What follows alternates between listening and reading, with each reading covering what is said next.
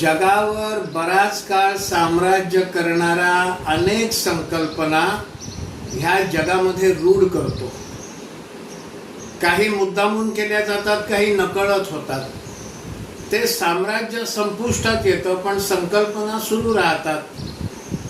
जसं इंग्लंडने जगभरावर अनेक देशांवर राज्य केलं, मग त्यांनी त्यावेळेला एक भौगोलिक संकल्पना वापरली.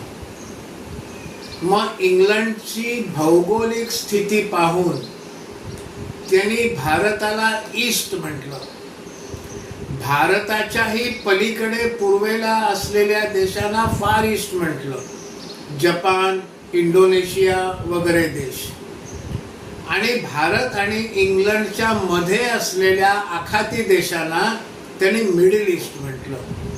म्हणजे ईस्ट झालं भारत, त्याच्या मध्ये असलेलं ते मिडल ईस्ट आणि त्याच्याही पलीकडे असलेलं फार ईस्ट.